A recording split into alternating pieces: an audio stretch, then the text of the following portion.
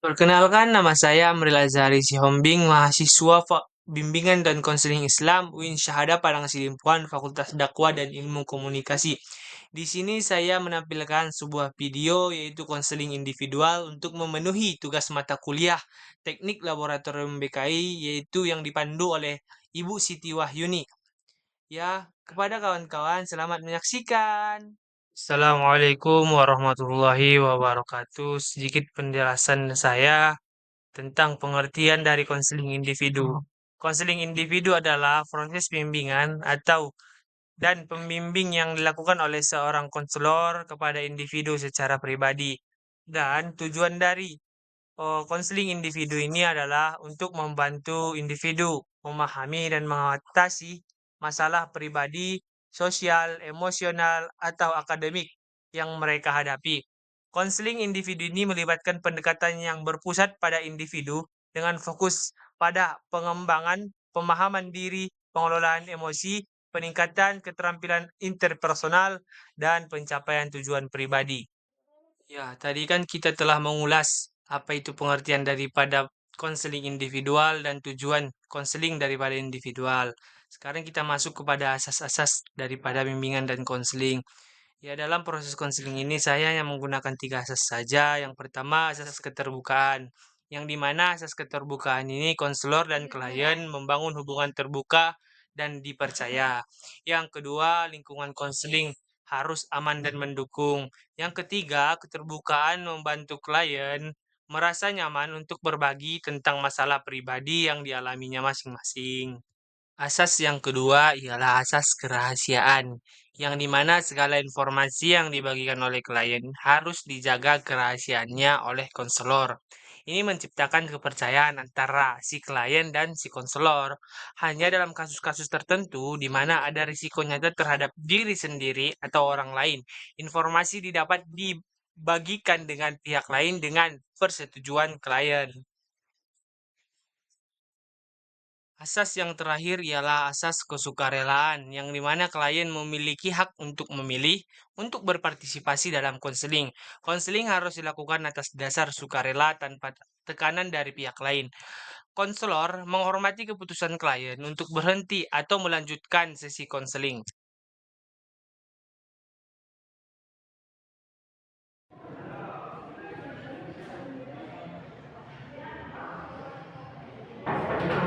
Waalaikumsalam.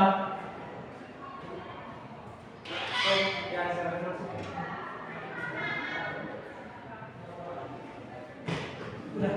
Berarti nanti pembukaan sih ya. Pas.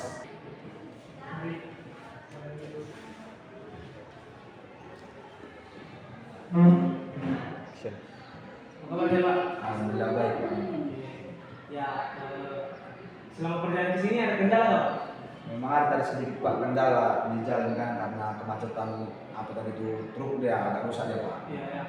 Jadi mendapatkan informasi soal konseling di sini dari mana ya Pak? Oh kalau soal informasi itu Pak ada memang saya dapat dari grup kawan kan Pak tentang konseling itu makanya saya tertarik itu Pak.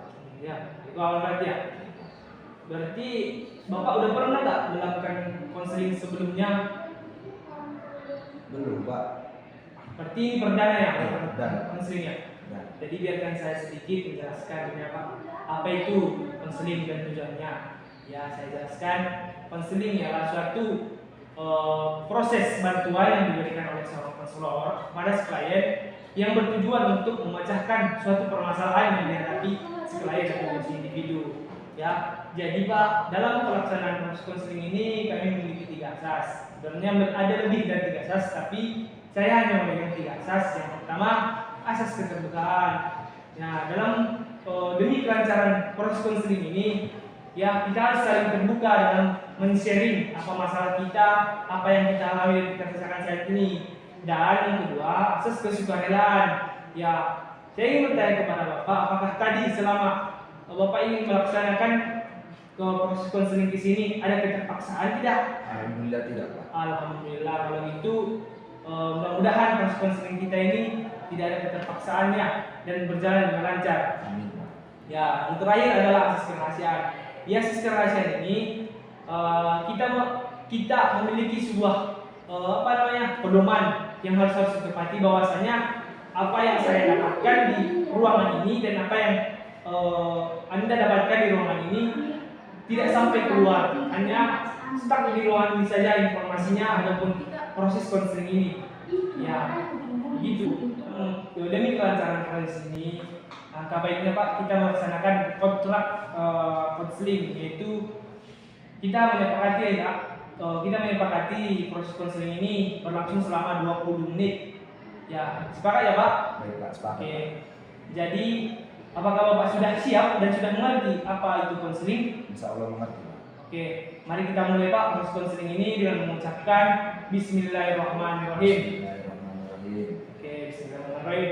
Ya, jadi langsung saja Pak. Apa yang perlu saya bantu? Nah, begini Pak, saya ingin menyampaikan kendala-kendala saya Pak tentang hidup di apa ini sekarang Pak.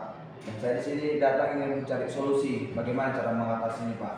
Karena selama ini mungkin sudah beberapa bulan Pak, bisa kita hitung supaya digenapkan dengan Pak 1 tahun. Mungkin sudah saya alami ataupun saya lakukan Pak di dalam dunia gelap gitu Pak, seperti judi-judi online. Saya sudah mulai terjun ke dalam situ Pak.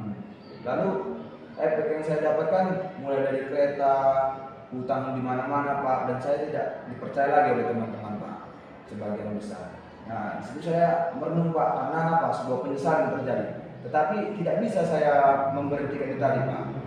Apa namanya, perilaku tadi seperti judi online, baik judi-judi dimanapun. Nah, di sini inisiatif saya Pak datang kemari untuk mencari solusi bagaimana Pak, ataupun ada masukan untuk cara menyelesaikan daripada perilaku judi online itu tadi Pak. Jadi berarti inti dari ini Bapak telah menggeluti dunia perjudian itu. Iya Pak. Oke, saya ingin bertanya kepada Bapak terlebih dahulu, sudah berapa lama sih Bapak menggeluti dunia perjudian ini? Sebenarnya Pak, kalau di YouTube sudah lama kali Pak. Mulai dari, kalau kita bilang Pak bahasanya di judi-judi online itu Pak, ada yang namanya chip. Sampai sekarang beralih ke deposit Pak. Mungkin kalau dihitung Pak sudah ada 2 tahunan lebih Pak. Lebih ya. Dalam melaksanakan judi online ini kan selama 2 tahun. Ya, hitungan per bulannya berapa kali sebulan, seberapa sering? Atau bisa dikatakan setiap hari, setiap detik atau setiap jam gitu? Kalau soal saya berjudi itu Pak, memang seminggu itu 2 kali Pak. Seminggu 2 kali.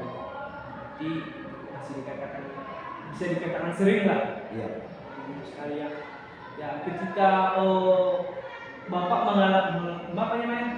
melaksanakan judi online ini, apa yang Bapak rasakan? Di situ saya merasakan Pak memang sensasi. Bagaimana mesti akan Pak?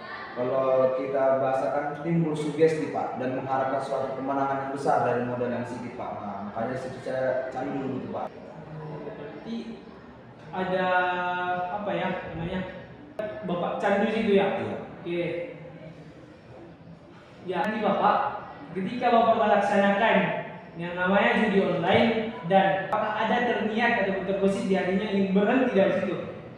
Ada memang Pak, tapi tinggal lagi Pak susah karena ada pengaruh kawan ataupun yang lain-lain lah Pak. Kalau niat untuk berhenti memang ada Pak. Ada yang berhenti. Terus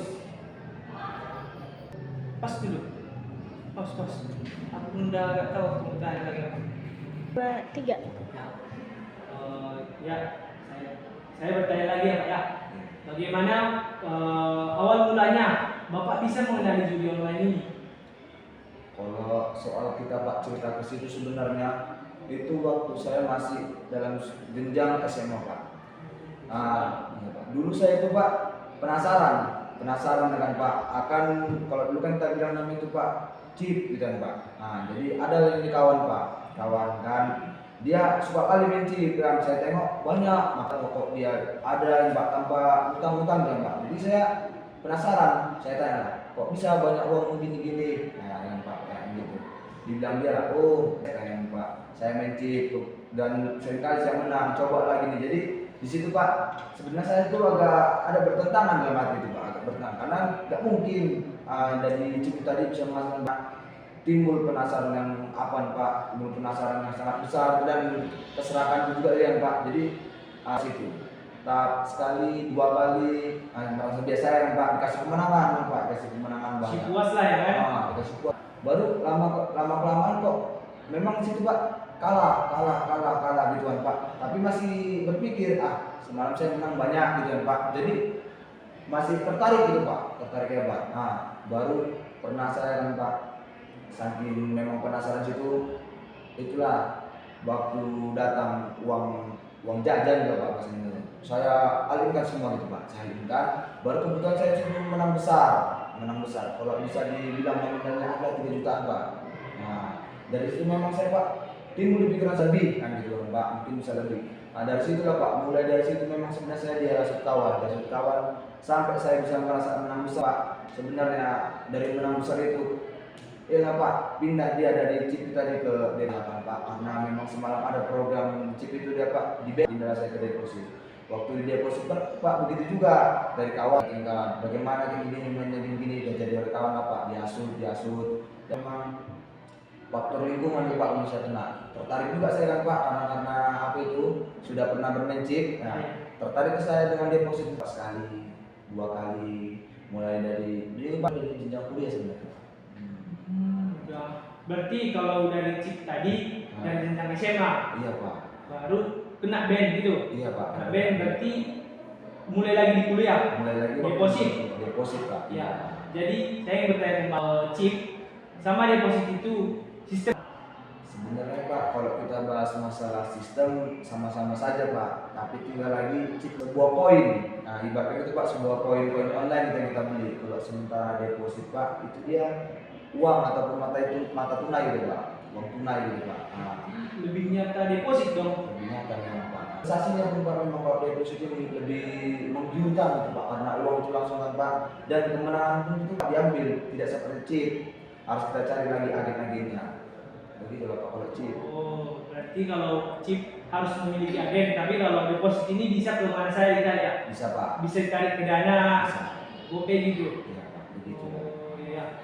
Oke, jadi selama Bapak ini menggunakan deposit ataupun chip tersebut, baik pola makan, kesehatan, ataupun pekerjaan sehari-hari. Kalau soal itu Pak sebenarnya memang sangat mengganggu Pak, sangat mengganggu. Dari saya menggeluti dunia judi online tadi kan Pak, terutama bagian deposit Pak. Makan saya memang bisa dibandingkan, lebih bagus ke depo daripada beli makan, atau menang kan gitu kan Pak, atau menang kan gitu. Rupanya enggak, apalagi soal tidur kan Pak. Terasa pernah lagi kan Pak kemarin itu karena jadi tak bisa tidur gitu Pak. Waktu tidurnya waktu pagi dan disitulah kerja dimarahi oleh itu Pak, terganggunya di online tadi. Jadi banyakkan mudaratnya daripada baiknya gitu ya kan? Iya. Walaupun awal-awalnya kebanyakan baik juga. Iya, itu Pak memang. Nah, jadi kan nih Bapak udah tahu nih mudaratnya, udah tahu nih fisik, kesehatan, dan apakah Bapak ingin terus-terusan bertahan di situ? Pak, kalau kita bahas di situ tidak Pak, tapi tinggal lagi susah untuk meninggalkan itu tadi Pak. Apakah sudah ada yang memotivasi Bapak untuk yang kelak menjadi terang ini? Belum, kalau sampai saat ini Pak, memang belum ada Pak. Ini keluarga terdesak sudah mengetahui ini nggak? Sebenarnya Pak, kalau ya itu saya rahasiakan kepada orang tua Pak. Tapi memang Pak, mereka itu mempunyai firasat. Kenapa? Kok akan dikit habis sebelum hari kok udah minta lagi. Memang sempat berpikiran, gini begitu misalnya. Saya sih memang Pak tidak mengetahui ataupun merahasiakan. Tapi memang kalau katanya dari abang-abangan laki-laki Pak memang sudah mengetahui Pak. Ya, abang dan laki sudah mengetahui. Respon orang itu bagaimana? Kayak mana dibilang Pak, namanya juga sebenarnya Pak judi online ini sudah sangat ibaratnya udah menjadi hal yang booming, apalagi di Indonesia ini Pak. Jadi Pak, tidak ada respon ataupun nasihat orang itu Pak supaya berhenti begini karena pun waktu juga Pak adalah judi online tadi, ya. Sama juga berarti ya. Sama Pak, sama juga. Berarti intinya nggak tahu.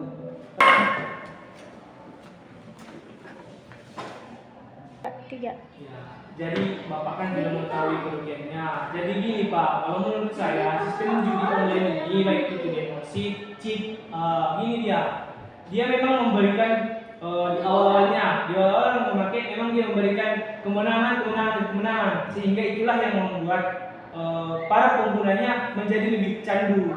Nah, jadi kalau menurut saya kerugian yang didapat jauh lebih banyak daripada keuntungan yang Nah, jadi kalau Bapak nanti semakin candu, semakin keenakan, hal yang buruknya akan dilaksanakan, misalnya kayak mencuri, nggak dapat uang, narkoba, ya.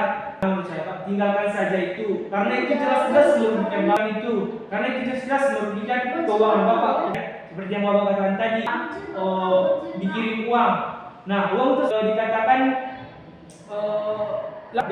harusnya kan uang makan, harus mendepokan. Ya, kalau saya pribadi sih lebih baik ya daripada uang depo yang belum jelas, karena dia kan udah jelas kan itu.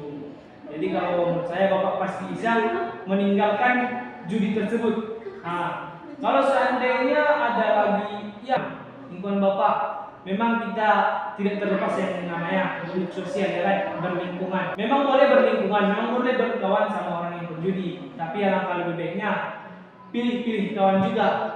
Kita harus sebagai mahasiswa, kita harus pandai memilah dan memilih mana yang benar ataupun mana yang salah. Maka dari itu, mulai sekarang rubahlah Pak itu. Saja proses perjudian yang tak jelas itu lebih baik, itu kan dinamakan haram juga. Ya, lebih mending kita bekerja keras keringat daripada melaksanakan judi ini. Sekarang mari kita ucapkan Pak Bismillahirrahmanirrahim untuk memulai hidup yang baru. Bismillahirrahmanirrahim. Ya, Bapak pasti bisa melewati semua ini. Dan sesuai dengan kesepakatan kita Pak, tadi kontraknya 20 menit, ya kan?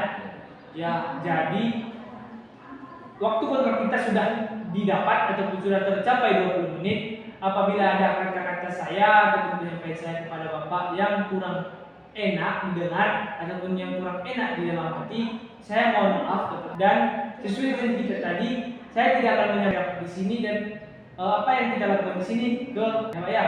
Ya, mungkin cukup sekian Pak. Wabillahi taufiq wal hidayah. Assalamualaikum warahmatullahi wabarakatuh. Waalaikumsalam warahmatullahi wabarakatuh. Terima kasih banyak.